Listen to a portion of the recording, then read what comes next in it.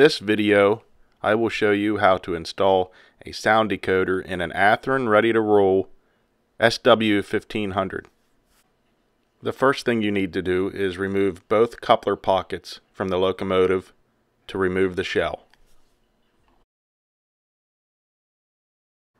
As you can see, there is not a lot of room inside this locomotive for the sound decoder and speaker, but I will show you how to do it. Now you are going to want to remove the stock Athearn board to provide some extra room to work. You also need some 30 thousandths thick sheet styrene. I use the evergreen sheet styrene. We will need to cut that into sections to build a place to mount our speaker. I'm also using Gorilla epoxy glue. That's a 5-minute glue. This allows you to glue the sheet styrene pieces to the locomotive. It will bond much better than regular CA glue or model glue because of the metal frame of the locomotive. After doing some measurements, I went ahead and cut some pieces of sheet styrene and started to glue them into the locomotive to make the mount for the speaker. As you can see here, I already have one of the pieces of sheet styrene glued to the front of the locomotive by the top of the worm gear.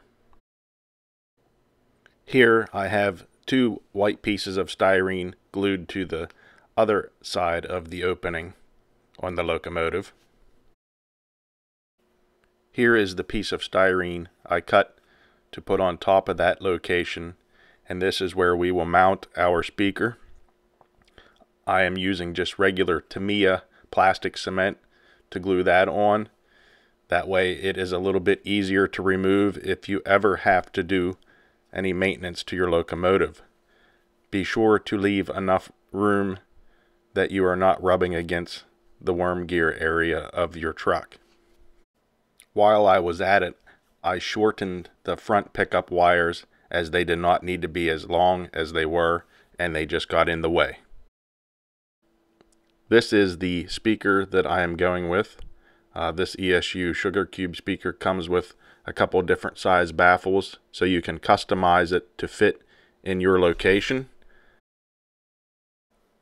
Now you can reinstall the stock Athearn board, but don't forget to remove your 9-pin jumper board, as we will not need that now. And then go ahead and reattach all your wires. Here is the board back in the locomotive, and all the wires are soldered back on for a good connection. Also, here is a close-up of the speaker and the baffle system that I used.